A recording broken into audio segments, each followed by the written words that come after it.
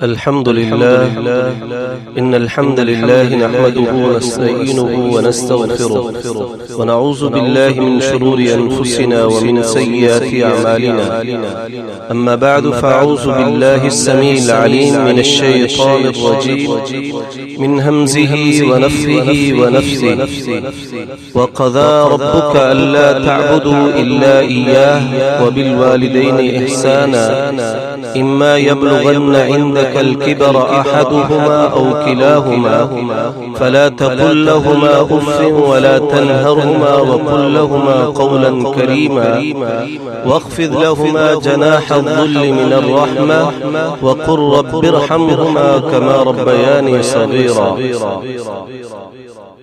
محترم سامعین،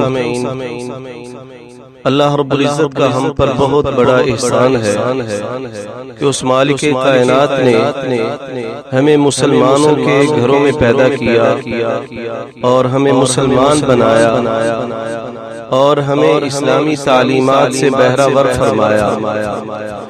آخری کتاب ہم پر نازل کی قرآن کریم اور آخری نبی ہم میں مبعوث فرما کر رب تعالی نے انسانیت پر بہت بڑا احسان کیا.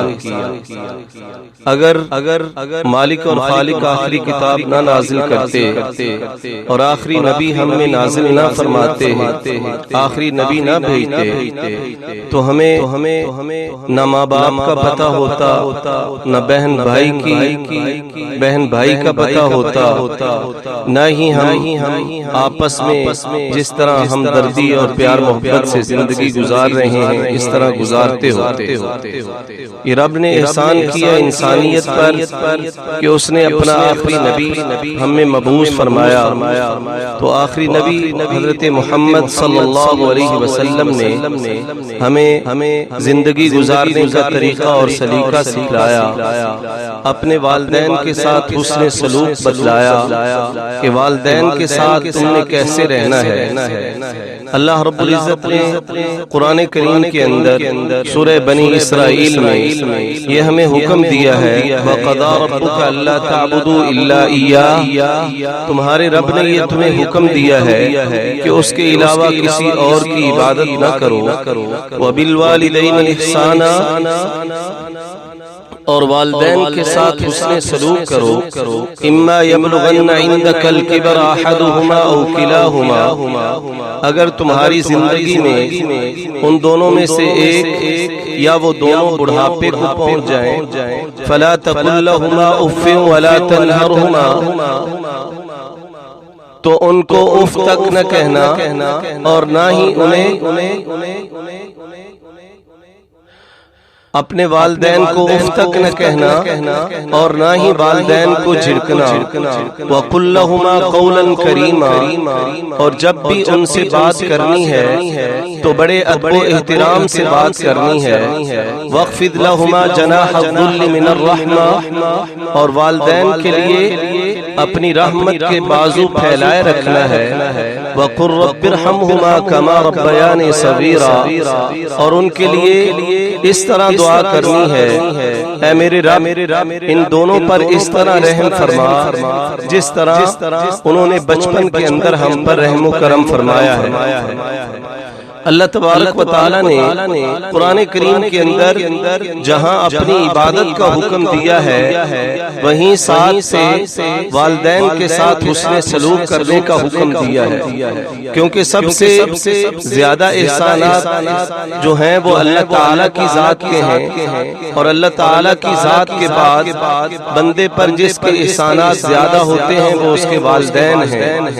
اسی لیے رب تعالی نے جہاں پہ اپنی عبادت کا حکم دیا ہے وہیں پہ والدین کے ساتھ حسن سلوک کرنے کا بھی حکم دیا ہے.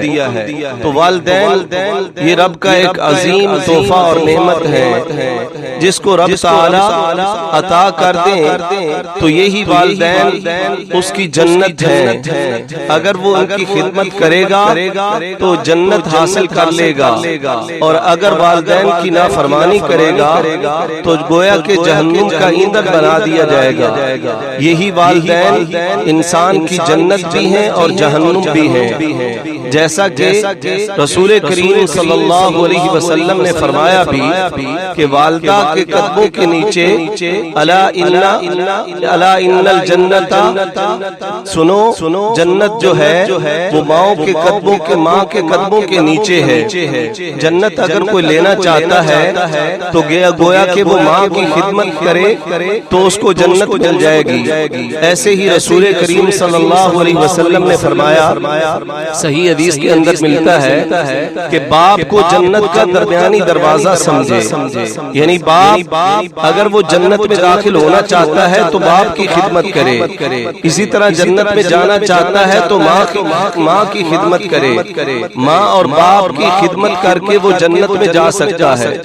رسول کریم صلی اللہ علیہ وسلم نے، یہ بھی صحیح روایت ہے، ایک دفعہ آپ نے سیڑھی پر پہلا قدم رکھا تو آمین کہی، دوسرا رکھا تو آمین کہی، تیسرا رکھا قدم سیڑھی کے زینے پر تو آمین کہی۔ صحابہ نے پوچھا، اے اللہ کے رسول صلی اللہ علیہ وسلم، آج آپ نے پہلی دفعہ یہ عمل کیا ہے، اس سے پہلے کبھی آپ نے آمین نہیں کہی تھی۔ آپ نے فرمایا، میرے پاس جبریل امین آئے اور انہوں نے آ کے کہا کہ اللہ اس بندے پر لعنت کرے، اس کو اپنی رحمت سے دور کرے جو بندہ اپنے بوڑھے والدین میں سے کسی ایک کو پا لیتا ہے اور پھر ان کی خدمت کر کے جنت نہیں حاصل کرتا ہے۔ اللہ کی اس بندے پر لعنت ہو اور اللہ اس کو اپنی رحمت سے دور فرما دے۔ تو جبریل امین نے آمین کہی تو نبی کریم صلی اللہ علیہ وسلم نے بھی آمین کہی۔ اس سے کیا پتہ چلتا ہے کہ جو انسان اپنے والدین میں سے کسی کو پاتا ہے اپنی زندگی میں اور ان کی خدمت نہیں کرتا ہے تو وہ انسان جنت کا مستحق نہیں ٹھہرتا ہے بلکہ جہنم کا ایندھن بنا دیا جائے گا۔ اور ایسے انسان پر اللہ کی بھی لعنت ہے، جبریل امین کی بھی لعنت ہے، اور نبی رحمت صلی اللہ علیہ وسلم نے بھی ایسے انسان پر لعنت کی ہے اور فرمایا کہ اللہ اس کو اپنی رحمت سے دور کر دے۔ میرے بھائی، ساتھی، بزرگ، ہمیں چاہیے کہ اگر والدین اللہ رب العزت نے آپ کو عطا کیے ہیں تو ان کی خدمت کریں تاکہ ہم جنت حاصل کر سکیں۔ رسول کریم صلی اللہ علیہ وسلم کے پاس صحیح بخاری میں روایت ہے، ایک صحابی آتے ہیں، آ کے کہتے ہیں اللہ کے رسول صلی اللہ علیہ وسلم مجھے مجاہدین کی لسٹ میں شامل کر لیجئے، میرا نام مجاہدین کے ساتھ لکھ لیجئے۔ آپ نے پوچھا کیا تیرے والدین زندہ ہیں یا ان میں سے کوئی ایک زندہ ہے؟ تو انہوں نے کہا کہ ہاں اللہ کے رسول صلی اللہ علیہ وسلم میرے والدین زندہ ہیں۔ تو آپ نے فرمایا ففیہما فجاہد، جاؤ ان کی خدمت کرو، یہی تمہارا جہاد ہے۔ یعنی والدین کی خدمت جو ہے جہاد کے برابر اجر و ثواب رکھتا ہے۔ ایک بندہ جہاد پہ نکلا ہو اور دوسرا بندہ والدین کی خدمت کرنے والا ہو تو اللہ تبارک و تعالی اس بندے کو مجاہد کے برابر اجر و ثواب عطا فرماتا ہے۔ تو ہمیں چاہیے کہ اگر اللہ نے والدین عطا کیے ہیں تو ان کی خدمت کر لیں۔ آج کل ویسے بھی بوڑھے حضرات کے لیے یہ کرونا کی وبا آئی ہوئی ہے، کرونا بیماری جو ہے بڑی تیزی سے پھیل رہی ہے پاکستان کے اندر، اور اس سے بوڑھے بزرگ جو ہیں وہ بہت زیادہ ان کی اموات ہو رہی ہیں۔ تو ہمیں چاہیے کہ ہم اپنے بزرگوں کا خیال رکھیں اور ان کی خدمت کر لیں۔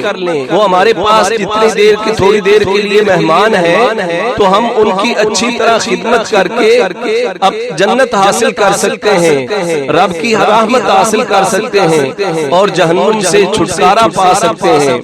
دیکھیے والدین کے حقوق کے بارے میں رسول کریم صلی اللہ علیہ وسلم نے فرمایا، اگر والدین کی فرما برداری ایک نیک اور پارسا انسان بھی نہیں کرے گا، والدین کی اطاعت و فرما برداری چاہے وقت کا ولی ہی کیوں نہ ہو وہ بھی نہ کرے تو والدین کی نکلی ہوئی آہ جو ہے اس ولی کو بھی لے ڈوبتی ہے۔ نبی کریم صلی اللہ علیہ وسلم نے فرمایا، جریج نامی ایک انسان تھا پہلے لوگوں میں سے، وہ ایک جھونپڑی کے اندر رہ کر اللہ کی عبادت کیا کرتا تھا، وہ عبادت میں مشغول و مصروف تھا۔ ایک دن اس کی ماں اس کے پاس آئی تو دروازہ لگا کے وہ عبادت کر رہا تھا۔ ماں نے دستک دی اور جریج کو بلایا، کہا جریج اب نماز میں مشغول و مصروف تھا، اللہ کی عبادت میں مشغول و مصروف تھا۔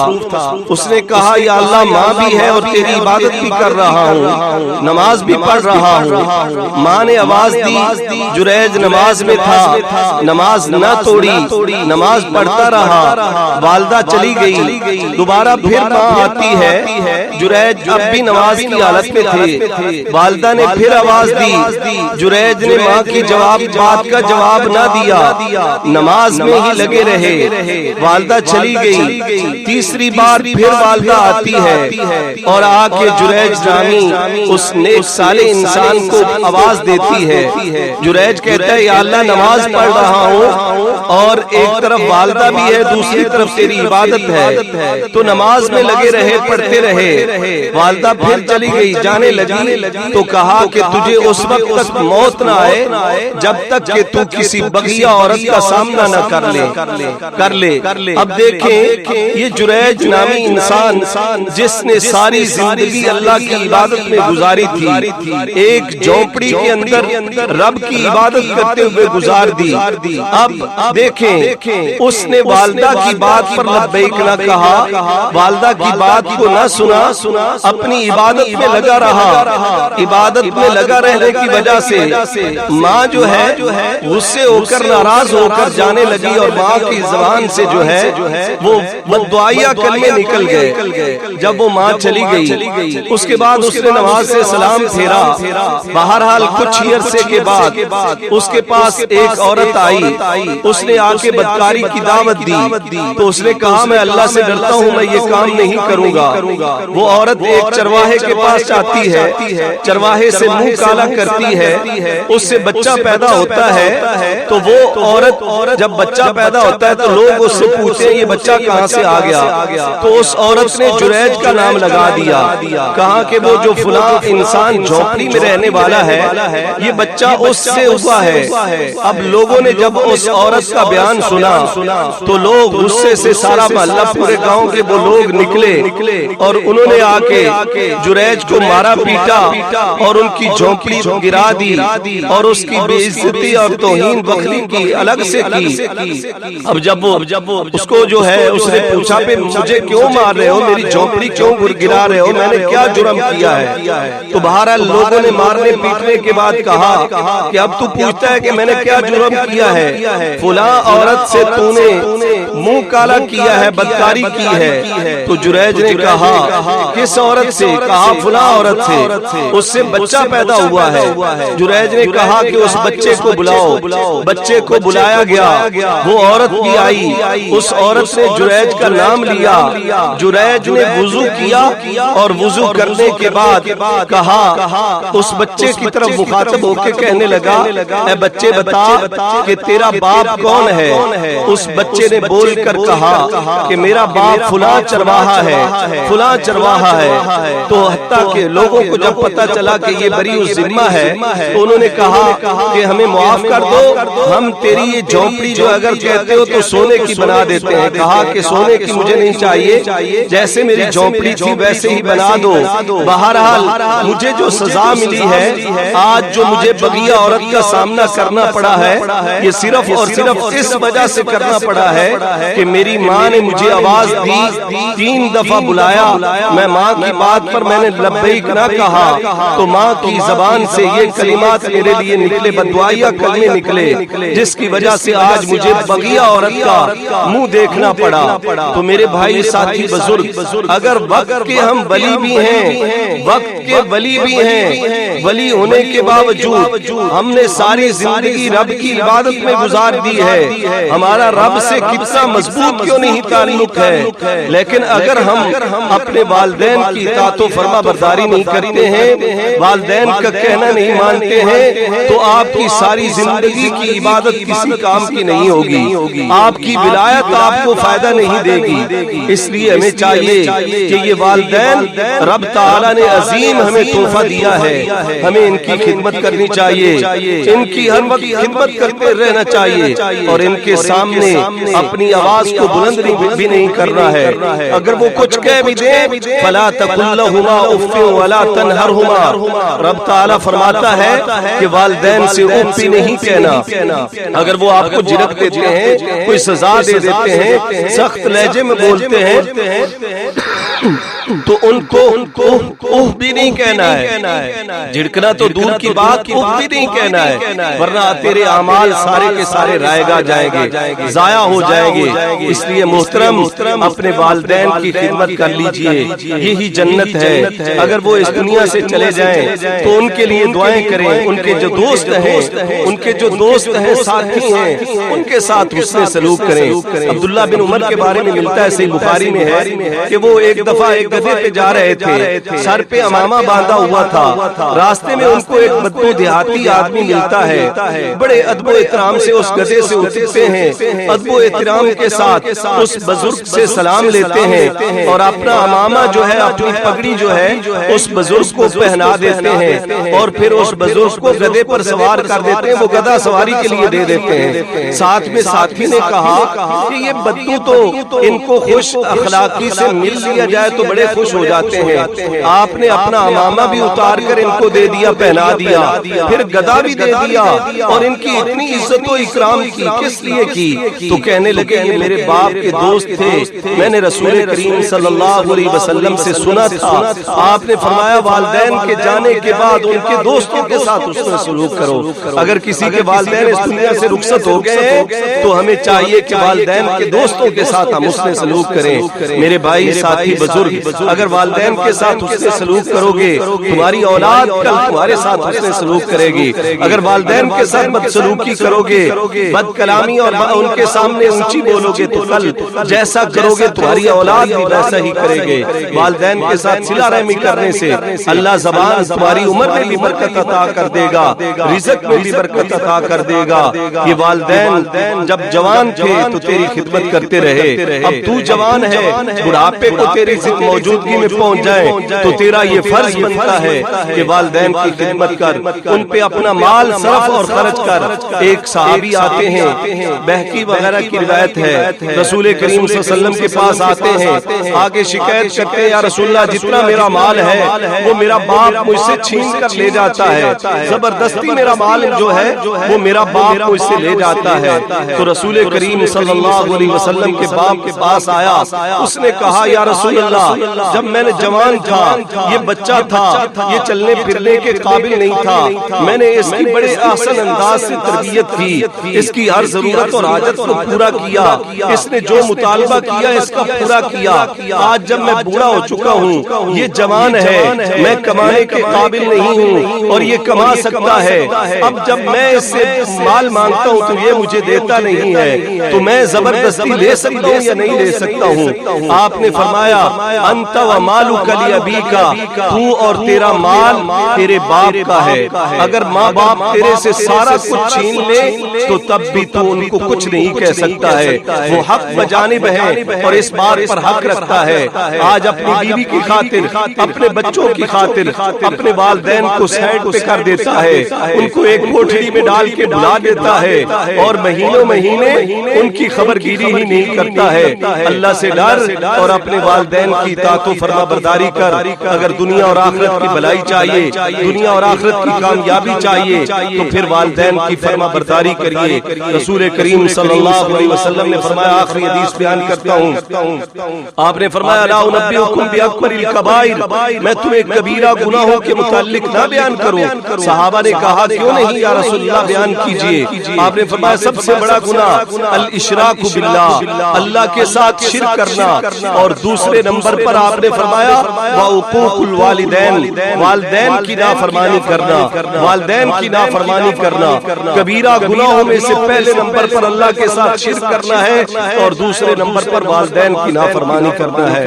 میرے بھائی ساتھی بزرگ، جب آپ سے ماں باپ آپ کے یہاں دنیا سے رخصت ہو رہے ہوں تو وہ آپ سے راضی جائیں، ماں باپ راضی ہوں گے، اللہ راضی ہوگا، اگر باپ ناراض ہوا تو رب بھی ناراض ہو جائے گا۔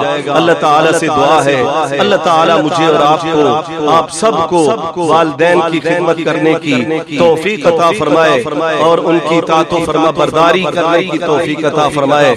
اقول قولی ھذا لی ولکم استغفر اللہ۔